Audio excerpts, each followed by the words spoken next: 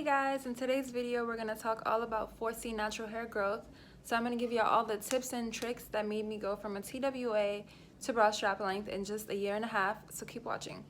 And make sure you go check out my natural hair journey video if you haven't seen it yet. So tip number 1 is to understand the difference between shed hair and breakage. Everyone's hair sheds, it's completely normal, but what you want to minimize as much as possible is breakage. And the first step is to establish what normal shedding looks like for you, given a wash cycle or a month. And the best way to do this is to spend more time with your hairball. I know that sounds crazy, but the hairball that you produce after manipulating your hair, detangling, styling, washing, whatever, spend a minute or two pulling apart the strands to see what kind of hair loss you're experiencing. So don't sit there for hours like pulling apart every single strand, because that's not necessary. Okay, don't do that. Just spend a maximum of 2 minutes doing this, and you don't have to do it forever. After you do it a couple times, you'll be able to look at the size of the ball to gauge how your hair is doing. Are you experiencing more breakage this time around? Maybe you styled it differently. I personally do this after every wash because there's just a sense of satisfaction I get from seeing my hairball. It's just a beautiful hairball. I just love seeing my hairball and seeing how there's mostly shed hair in there. Like, there's no breakage over here. Y'all, when I first started doing this, I used to have little competitions with myself, like, this week the hairball needs to be smaller than it was last week. And I always won the competitions. Okay, I'm gonna take it back. No, seriously though, this is super important because you avoid a situation where months later you're looking in the mirror like, oh, my hair hasn't grown this entire year or whatever, and you haven't been cutting it. So obviously that means it's been breaking off. You haven't been retaining any length whatsoever. So instead of waiting that long to learn that information, you can learn that after every time you wash your hair. Tip number 2 is to try detangling out of the shower. I never ever detangle in the shower just because I'm low-key lazy, don't tell nobody. But I also don't like just standing in the shower and being wet, because you can't just let the water run while you're detangling. That's messed up. Also, I get tired and then my back starts hurting me, and then I'm rushing through the process and I'm losing more hair. So if you're like me, wait until you're nice and dry and comfortable watching TV to detangle your hair at your own pace. Tip number 3 is to try finger detangling.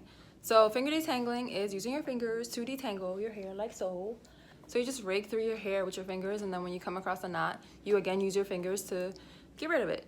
I like this better because in my head, it makes more sense. Like, I'm gonna be more careful with a knot when I come across it with my fingers than when I'm using a brush.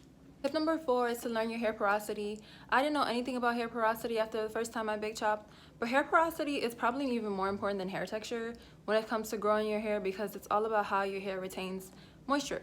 And if your hair's not moisturized, it will break off, okay? It will not grow, you won't retain any length. So learn your hair porosity and then go buy the appropriate products for that hair porosity, and then style your hair, detangle your hair, moisturize accordingly as well. Tip number 5 is to not skip deep conditioning. This is another one of the things that I kind of just glossed over after my first big chop. I was too lazy. I was like, I don't have time to be going in and out of the shower.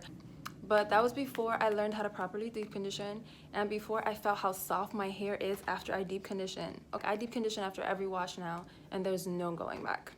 I also bought one of those little portable dryer cap thingies that you attach to your blow dryer, and then you're like in a hair salon. I bought it for like $12 off Amazon. It was completely worth it.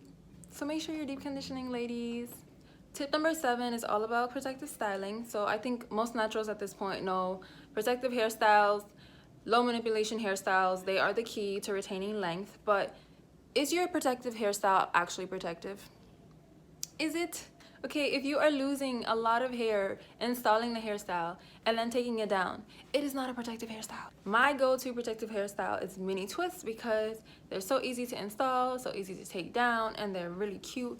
You kind of just wake up and go. You don't have to do much while you have the style in. So try mini twists. Tip number 7, stop cutting your hair. This one seems intuitive, like, why would I cut my hair if I'm trying to get it to grow longer? Well, you'd be surprised how many people get a trim way too often. Okay, don't go by someone else's schedule. Okay, they might be chemically processing their hair more often. That requires them to cut their hair that often. So establish a schedule that works for you, be it 3 months, 6 months, a year. Yes, you can go a year without getting a trim. People do it and it works for them. Also, be wise on who you go to for a trim. You don't want to be that person who goes and asks for a trim and gets a whole haircut. So that is it for this video. Let me know in the comments below what you thought. If you guys think I missed anything, let me know how you detangle your hair. Do you do it in the shower? Do you use your fingers? Or do you have a brush that's so magical that it's worth the 20 bucks that you spend on it? Bye.